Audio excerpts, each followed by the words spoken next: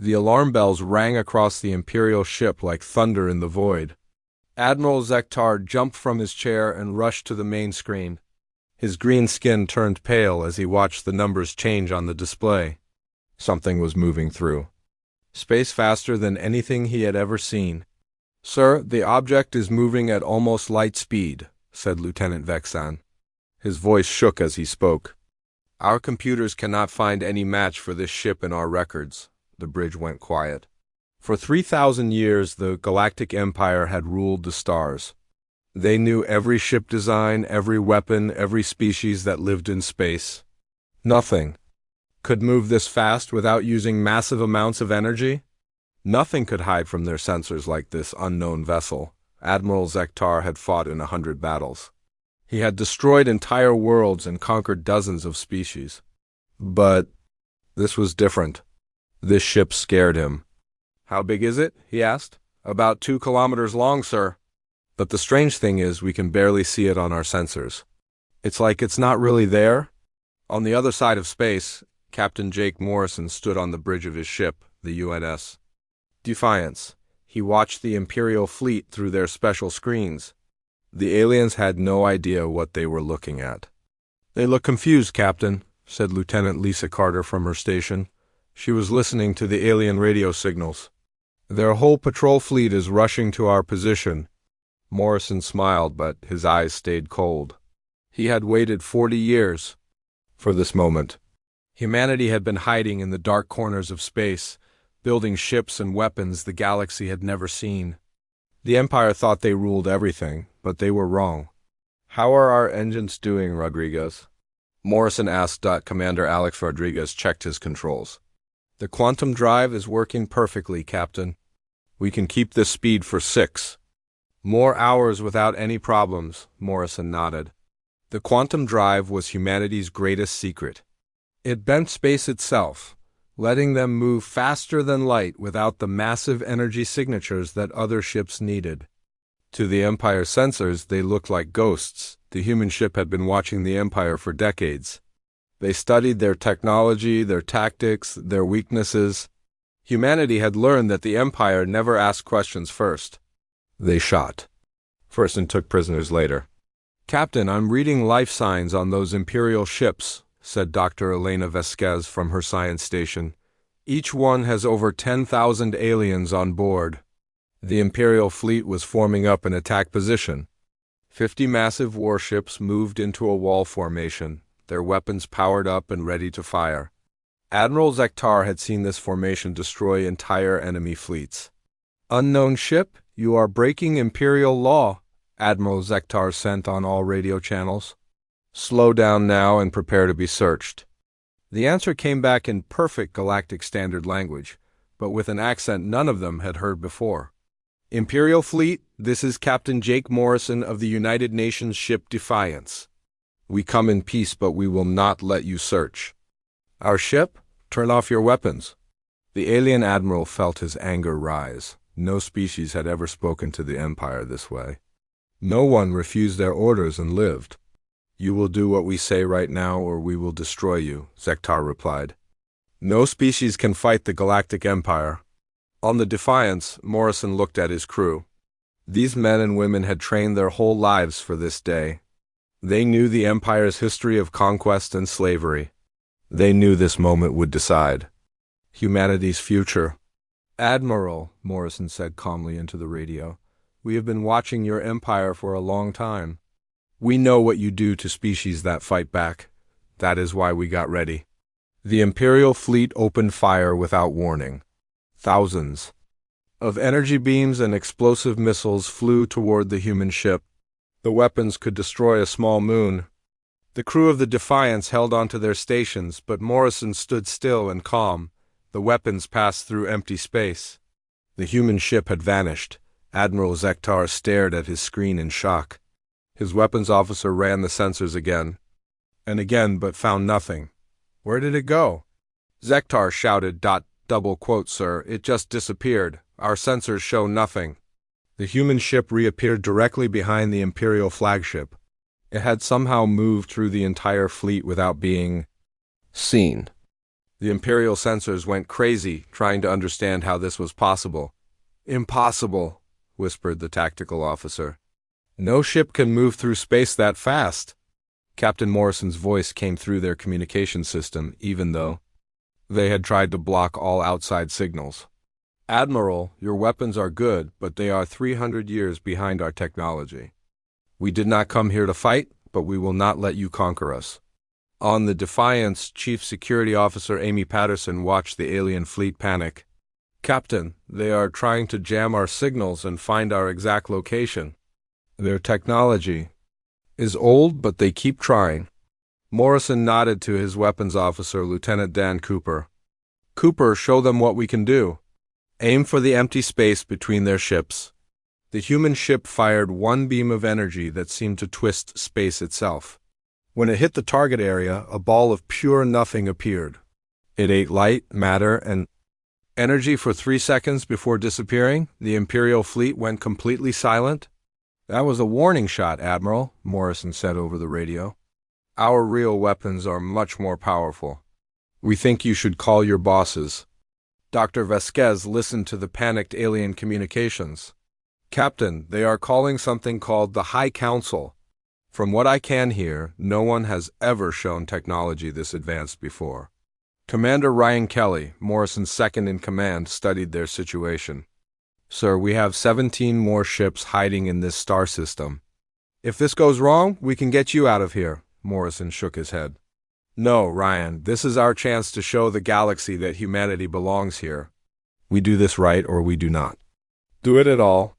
The Imperial ships stayed in formation, but they did not fire again.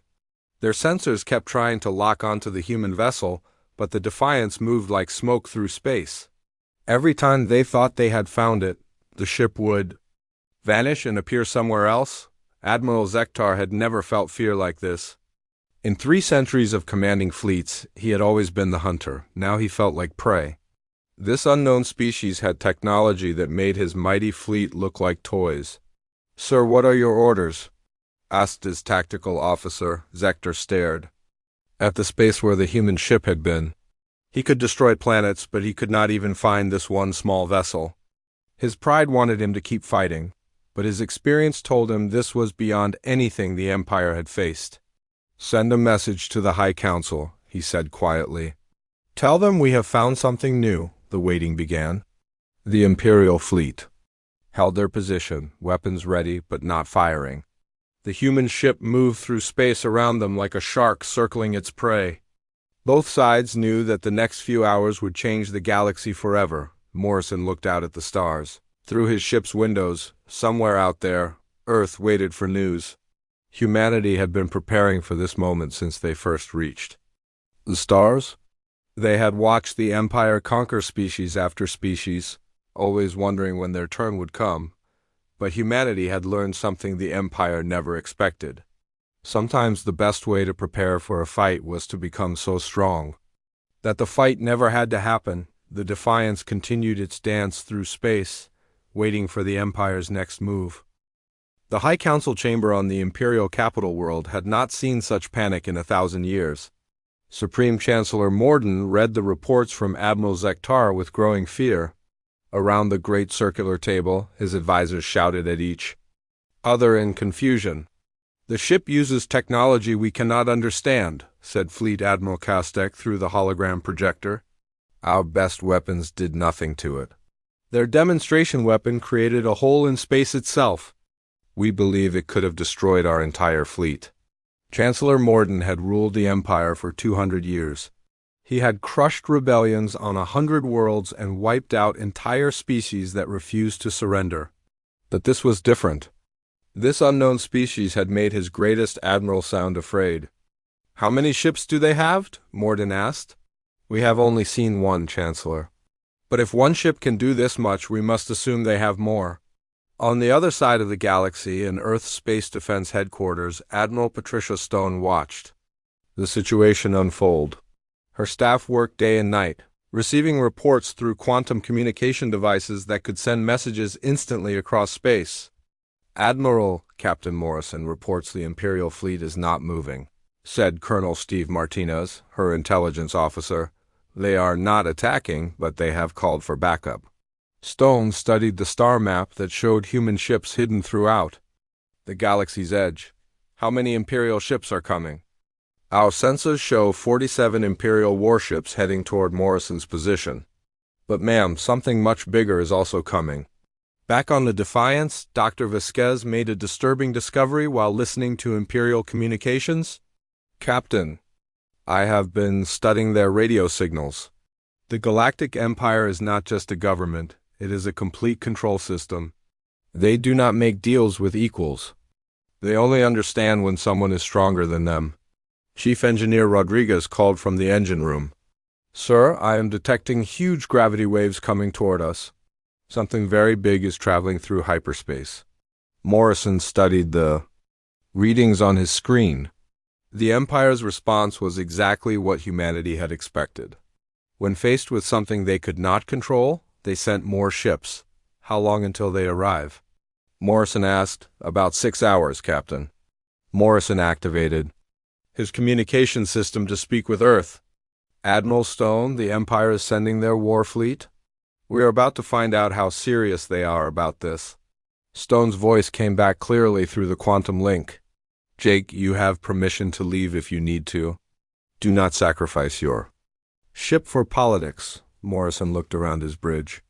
Lieutenant Carter was monitoring alien communications. Dr. Vasquez was analyzing their language patterns.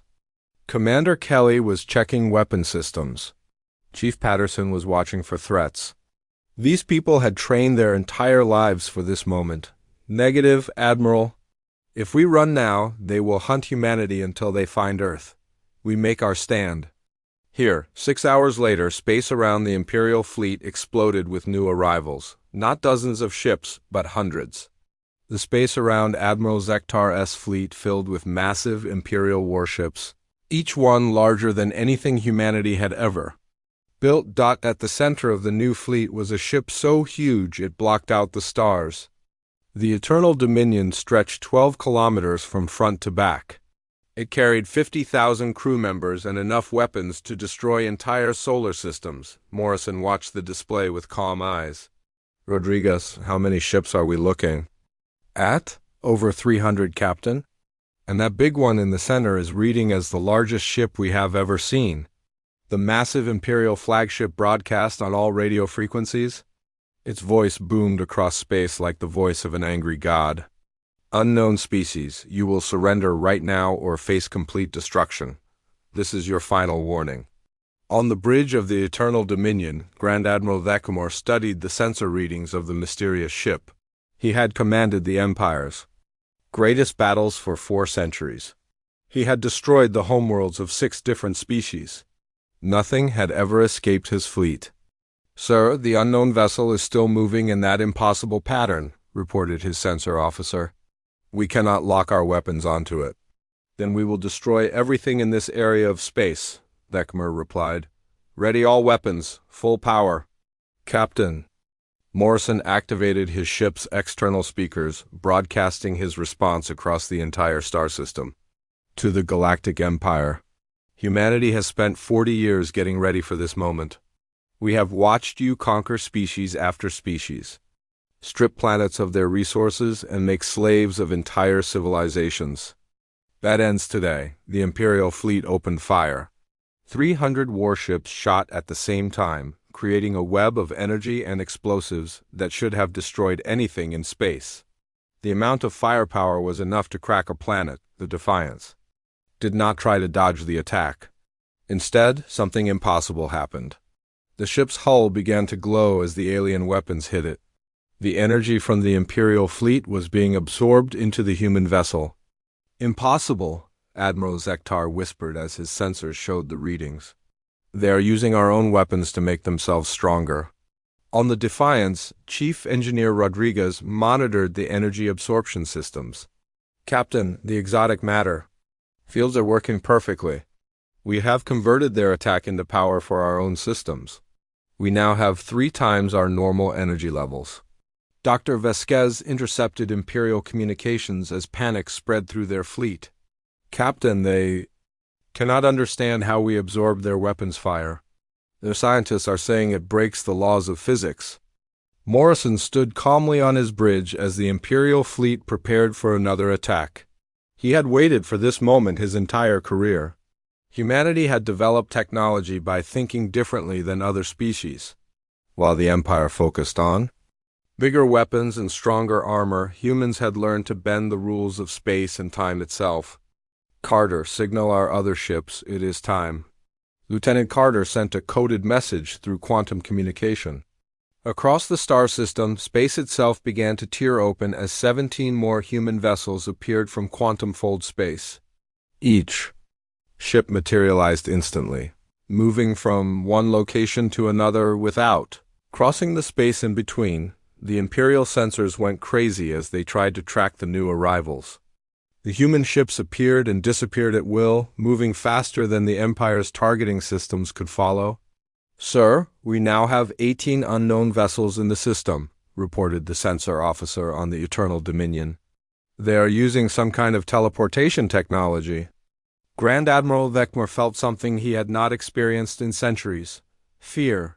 His fleet of 300 ships suddenly seemed small compared to these vessels that could appear anywhere, at any time. Each human ship began broadcasting the same message in hundreds of different galactic languages. The message reached every world in Imperial space at the same time. To all species under Imperial rule, humanity offers you a choice. Stand with us for freedom or remain slaves to the Empire. The choice is yours. And then something happened that shocked both the Imperial fleet and the human crews. The response was immediate and overwhelming. Communication signals began flooding in from Imperial worlds across the galaxy. Species that had been conquered centuries ago were rising up in rebellion. Dr. Vasquez could barely keep up with all the incoming messages. "Captain, we are receiving support signals from over 40 different species. They are jamming Imperial communications and sending us information about Imperial fleet movements." The effect spread like wildfire across Imperial space. On world after world, the oppressed species saw the impossible happen. Someone was fighting the Empire and winning. Someone was showing them that the Empire could be defeated. The tide of battle changed in minutes.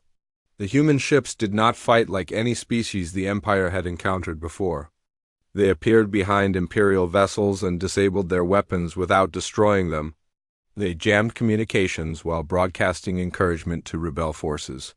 They moved through space like ghosts, untouchable and unstoppable. Commander Kelly watched the tactical display with amazement. "Captain, we are not just fighting a battle. We are showing the entire galaxy that the Empire can be beaten." Morrison nodded as he watched Imperial ships trying desperately to target vessels that could vanish and reappear at will. "Exactly, Ryan. This is not about destroying their fleet. This is about destroying the fear that has kept the galaxy under Imperial control." On worlds across the Empire, the impossible was happening. Species that had given up hope were taking up weapons. Rebel groups that had hidden for centuries were attacking Imperial bases. The Empire's communication network was being jammed by their own conquered subjects. Chancellor Morden received reports of rebellions breaking out on over 200 worlds simultaneously. His empire was not just being attacked by one unknown species. It was being torn apart from within by every species he had ever conquered. The human fleet continued their demonstration, showing the galaxy that Imperial ships could be outmaneuvered. Their weapons could be absorbed, and their mighty fleets could be made to look helpless. The myth of Imperial invincibility was crumbling with each passing minute. As the battle continued, it became clear that this was not a fight between two fleets. This was the beginning of a galactic revolution, and humanity had just lit the fuse that would change everything. Grand Admiral Vekmar stood on the bridge of the Eternal Dominion, watching his tactical display with growing horror. The 18 human ships moved through space like they were dancing, appearing and disappearing at will. His 300 warships looked clumsy and slow by comparison. "Sir, the unknown vessels are surrounding our fleet," reported his tactical officer. "Every time we try to target one, it vanishes and appears somewhere else." Vekmar had commanded the Empire's greatest victories for 400 years. He had destroyed entire civilizations and conquered 1,000 worlds, but nothing had prepared him for this. These humans fought like no species he had ever encountered. How are they moving so fast? He demanded. We believe they are using some kind of space-folding technology, sir. They are not actually moving through space. They are jumping from one point to another instantly. On the bridge of the Defiance, Captain Morrison watched the Imperial fleet struggle to understand what they were facing. The Empire's ships were powerful, but they were built for fighting enemies who followed the same rules they did. Humanity had learned to break those rules. Status report, Morrison ordered. Lieutenant Carter checked her communications panel. Captain, rebel forces are attacking Imperial bases on over 300 worlds now. The Empire's communication network is falling apart. Dr. Vasquez monitored the flood of incoming messages. Sir, species across the galaxy are asking for our help. Some of them have been slaves to the Empire for over 1,000 years. Chief Engineer Rodriguez called from the engine room. Captain, our quantum drives are working perfectly. We can keep jumping around their fleet for hours without any problems. Morrison nodded. The plan was working better than they had hoped. Humanity had not come here just to fight the Empire. They had come to show the galaxy that the Empire could be defeated. Patterson, what is the status of the Imperial fleet?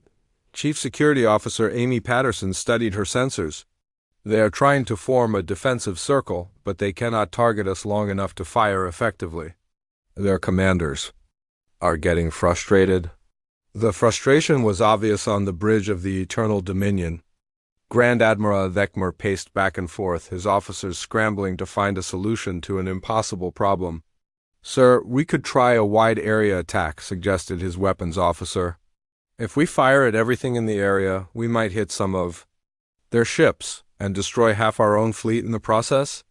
Thekmer snapped, these humans are making us look like fools. On a dozen different worlds, the news of the battle spread like wildfire. Species that had been conquered by the Empire watched in amazement as their oppressors were outmaneuvered by ships they had never seen before. On the mining world of Cathara, slave workers stopped their labor to listen to the broadcast. For the first time in 3 centuries, they dared to hope. The metal beings are fighting the Empire, whispered one worker to another. They are winning. Impossible, replied his friend. No one fights the Empire and wins. But the evidence was there for everyone to see. The Imperial fleet was being made to look helpless by a handful of unknown ships. Back in the battle, the human ships began their next phase. Instead of just avoiding the Imperial weapons, they started targeting specific systems on the enemy vessels. Beams of coherent energy struck the Imperial ships, but instead of destroying them, the weapons disabled their engines and communication systems. Sir, they are disabling our ships instead of destroying them, reported the tactical officer on the Eternal Dominion. The crews are alive, but the ships cannot move or communicate. Thekmer watched in disbelief as ship after ship in his fleet went dark. The humans were not trying to kill his people. They were trying to remove their ability to fight. Why are they not destroying us? He wondered aloud. Captain Morrison's voice came through the Imperial communication system, somehow bypassing all their security protocols. Grand Admiral, we are not here to commit genocide. We are here to end the Empire's reign of terror.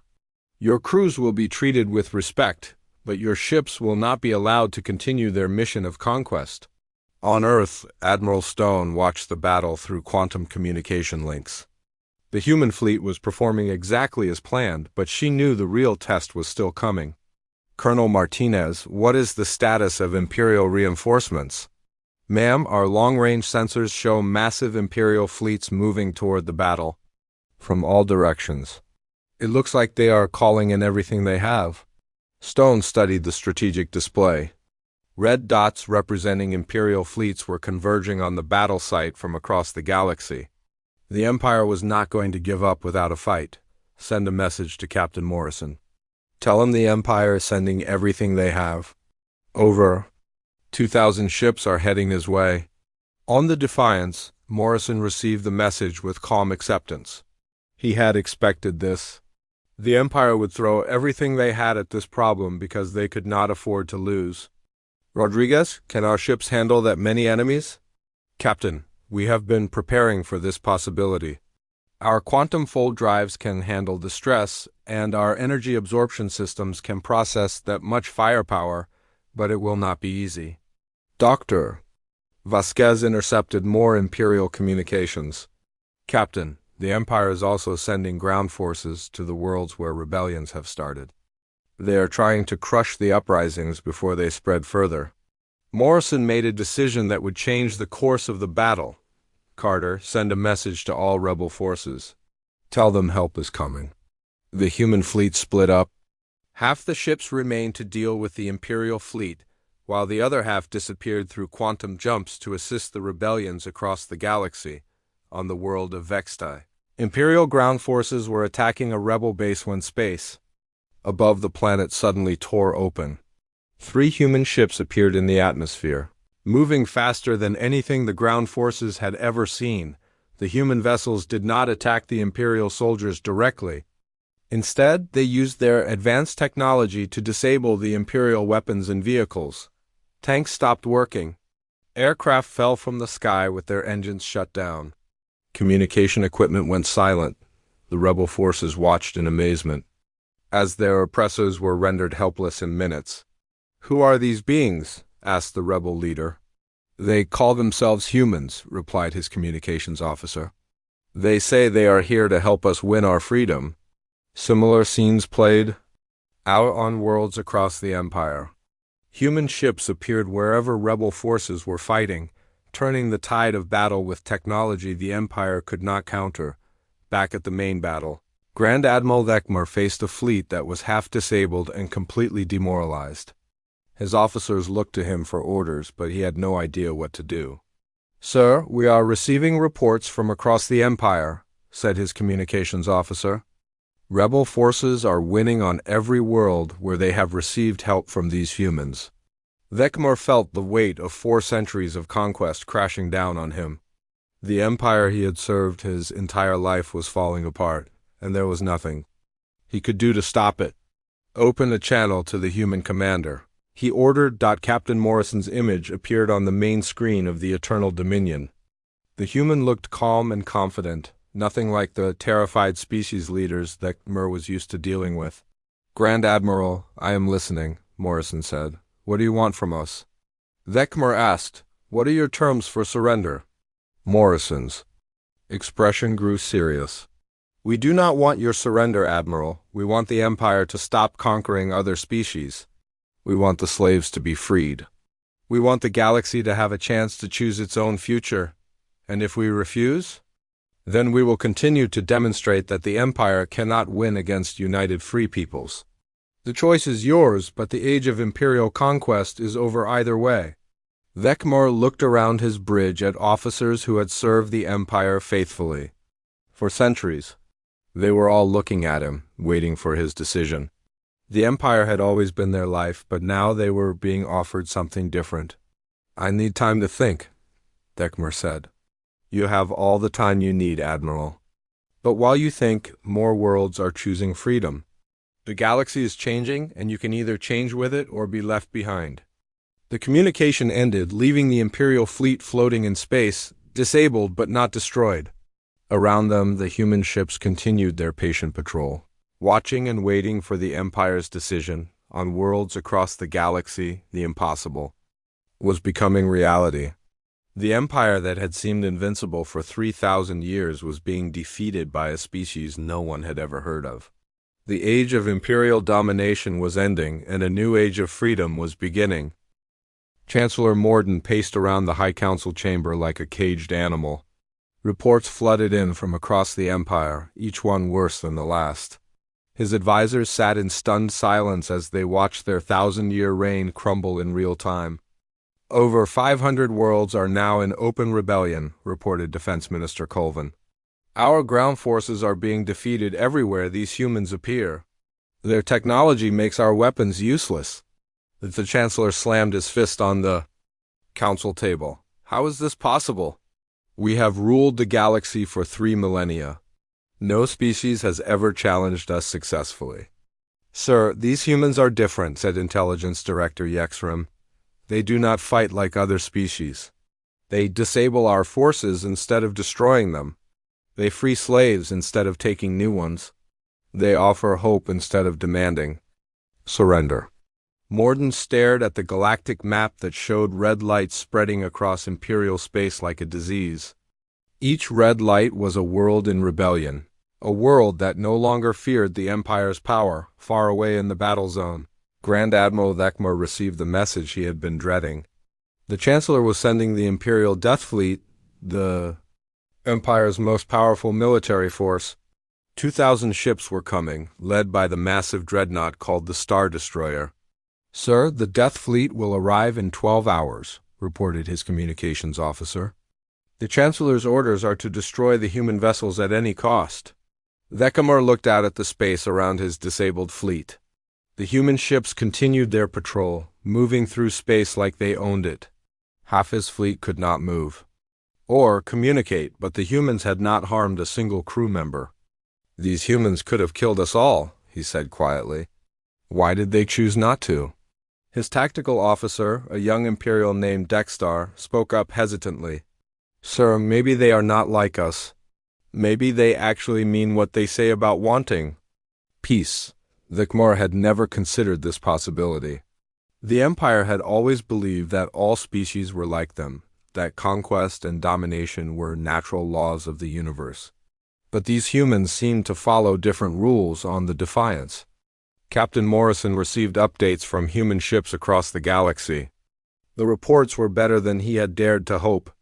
Captain, our forces report successful liberation operations on over 600 worlds, said Commander Kelly. The rebel forces are coordinating better than we expected. Dr. Vasquez monitored the flood of communications from freed worlds. Sir, many of these species are asking to join an alliance with humanity. They want to stand together against the Empire. Morrison studied the tactical display showing Imperial forces converging on their position. Rodriguez, are we ready for what is coming? Chief Engineer Rodriguez checked his systems one more time. Captain, the quantum drives are at full power. Our energy absorption arrays can handle massive bombardment. But 2,000 ships will test our limits. Lieutenant Carter interrupted from her station. Captain, I am receiving a priority message from Earth. Admiral Stone's face appeared on the main screen. Behind her, the Earth Defense Command bustled with activity as they coordinated humanity's first galactic war. Jake, our long-range sensors. Show the Imperial Death Fleet approaching your position. These are not the same ships you have been fighting. They are designed for complete destruction. Morrison nodded grimly. We expected this, Admiral. The Empire cannot afford to let us win. They will throw everything they have at us. Are you sure your ship can handle that kind of firepower? We will find out soon enough. How are operations? Going on other fronts? Stone's expression brightened slightly. Better than we hoped. 17 species have formally requested to join the Free Worlds Alliance. They are providing intelligence and support for our liberation operations. The Alliance had been humanity's secret goal from the beginning. They had not come to conquer the galaxy like the Empire. They had come to free it and help it govern itself. On the Imperial capital world, Chancellor Morden made a decision that would doom his empire. Instead of trying to negotiate or understand what humanity wanted, he chose the path of total war. Send the order to Admiral Vexamur commanding the Death Fleet, he told his communication officer. Destroy the human vessels and any worlds that support them. Use any means necessary. The order went out across Imperial communication networks, but it was intercepted by rebel forces and human ships. Within minutes, every free world in the galaxy knew that the Empire had chosen complete destruction over negotiation. The effect was immediate. Species that had been considering rebellion made their choice. Worlds that had remained neutral joined the Alliance. The Empire's decision to escalate had pushed the entire galaxy into open war. Dr. Vasquez watched the communication patterns change in real time. Captain, the Empire's threat has backfired. Over 1,000 worlds are now declaring Independence. The galactic population is turning against them. On worlds across the Empire, the news spread like wildfire. The Emperor had chosen to destroy rather than negotiate. Species that had lived in fear for centuries realized they had no choice but to fight. On the industrial world of Morkith, workers in the weapon factories stopped production and took control of their facilities. Instead of building Imperial weapons, they began making equipment for rebel forces. On the agricultural world of Zendai, farmers who had been forced to feed the Imperial military declared their independence and began sending food to liberated worlds instead. Everywhere the Empire had built its power on fear and oppression.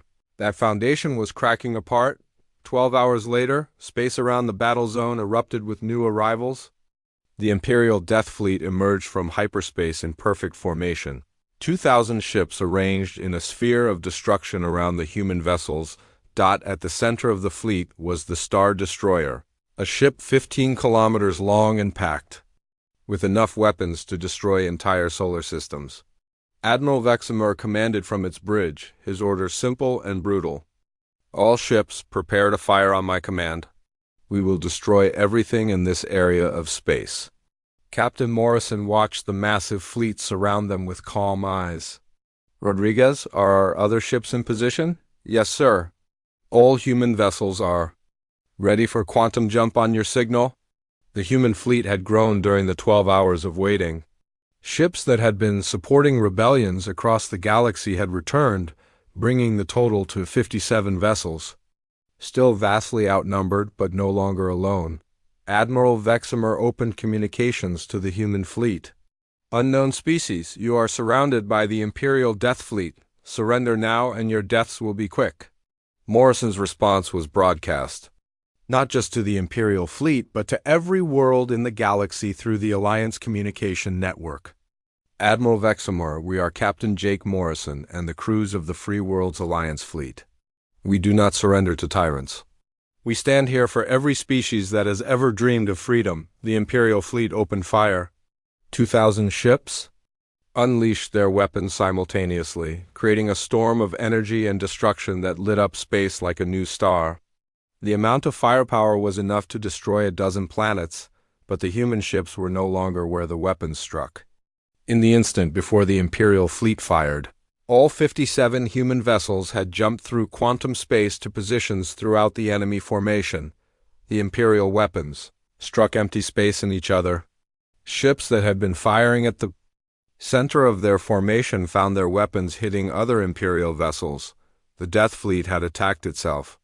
Impossible, Admiral Vexamer whispered as his sensors showed the chaos around him. Where did they go?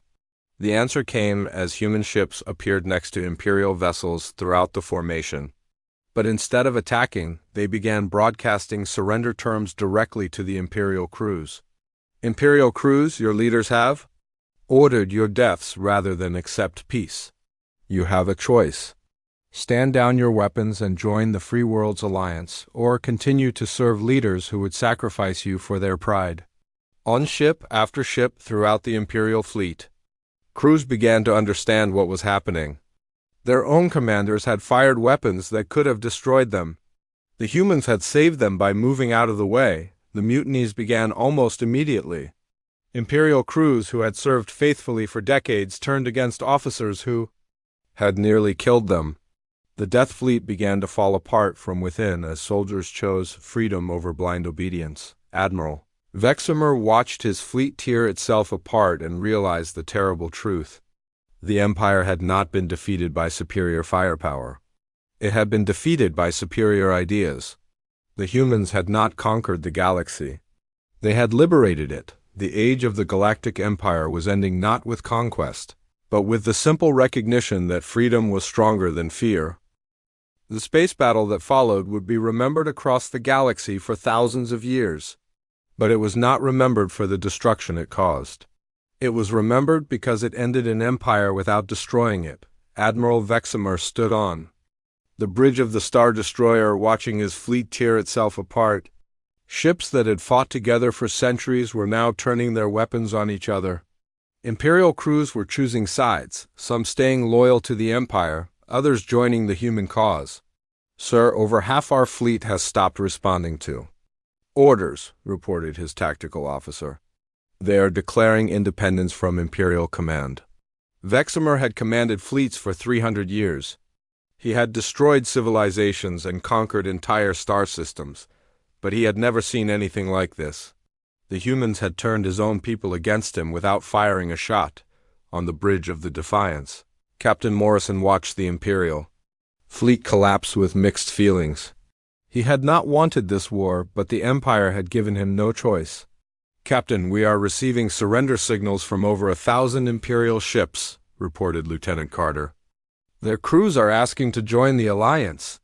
Dr. Vasquez monitored the communications flooding in from across the galaxy. Sir, the news of what happened here is spreading everywhere. Entire Imperial sectors are declaring independence. Morrison activated the ship's communication system.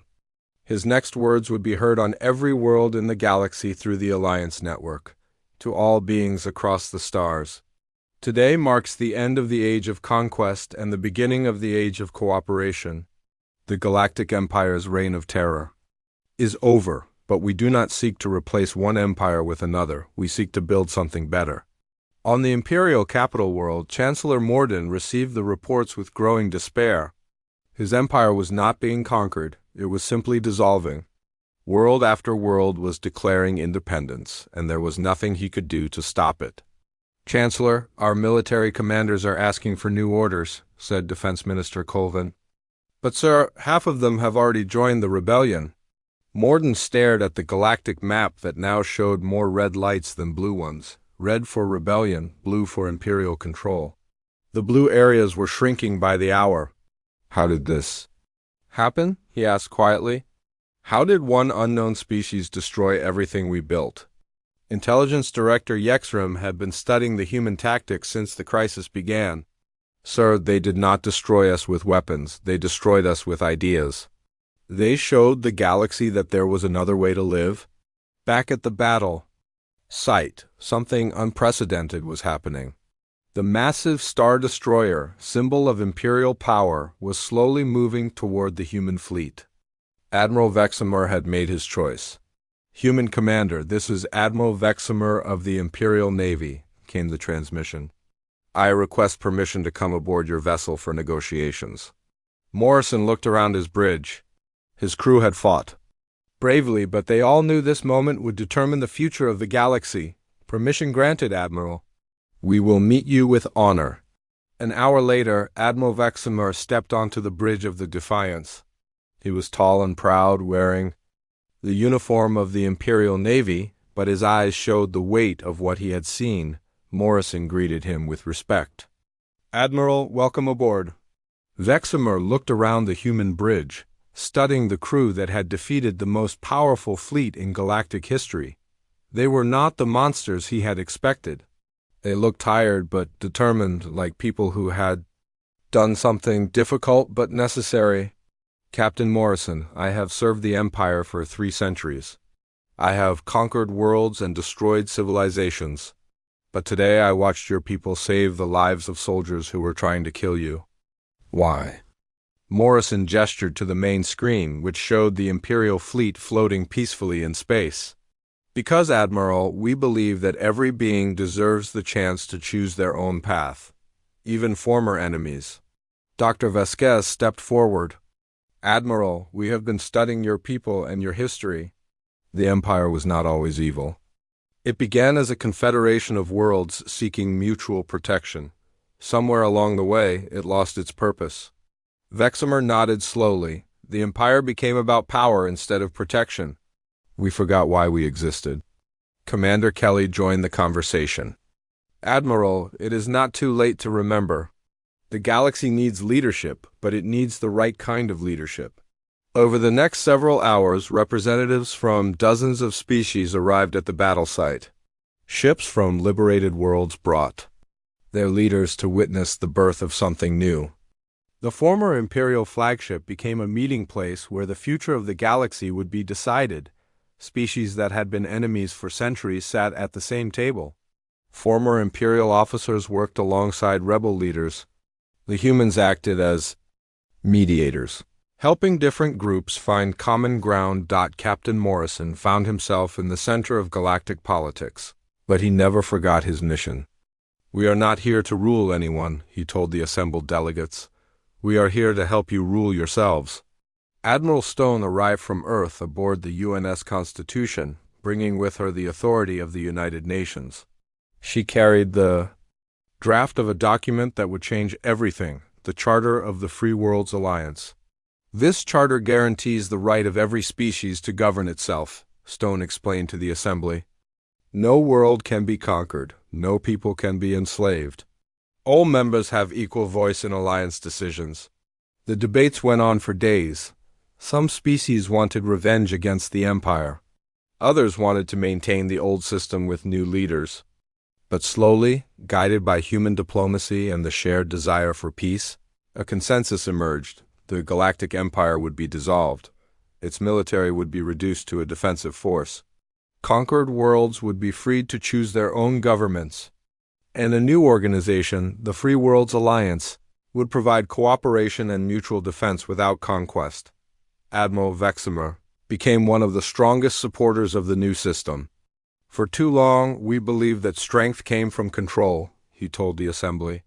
"These humans have shown us that true strength comes from cooperation." The signing ceremony took place on the bridge of the former Imperial flagship, now renamed the Peacebringer. Representatives from over 300 species put their names to the charter that would govern the galaxy for centuries to come. Captain Morrison was offered the position of Supreme Commander of the Alliance, but he declined. "The Alliance should be led by those who choose to be led," he said. "Humanity will serve as members, not masters." Dr. Vasquez was chosen as the first Alliance Director of Interspecies Relations. Her job would be to help different species understand each other and work together. Commander Kelly became the head of Alliance Defense, responsible for protecting member worlds from any threats that might arise. As the ceremony ended, Morrison stood with Admiral Veximer on the observation deck, looking out at the hundreds of ships from dozens of species. Former enemies were now working together to build a better future. "Captain, do you think this will work?" Veximer asked. "Can so many different species really live in peace?" Morrison thought about Earth, about humanity's long journey from a single world to galactic liberation. "Admiral, humans have a saying, 'United we stand, divided we fall.' If we can learn to stand together, there is nothing we cannot accomplish." The transformation of the galaxy did not happen overnight. There were challenges and setbacks, conflicts and disagreements. But for the first time in 3,000 years, the galaxy had hope. The mysterious ship that had appeared at impossible speeds had become the symbol of a new age. Not an age of conquest, but an age of cooperation. Not an age of fear, but an age of freedom. Captain Morrison returned to Earth a hero, but he preferred to think of himself as something else. A teacher who had shown the galaxy that there was a better way to live among the stars. The Galactic Empire was gone, but in its place stood something better. The Free Worlds Alliance would grow to include over 1,000 species, all working together to explore the universe and protect each other from harm. And somewhere in the records of the Alliance, there would always be a reminder of how it all began. That ship's not in any records. And it's moving fast. The mystery had been solved. The ship belonged to a species that believed freedom was worth fighting for.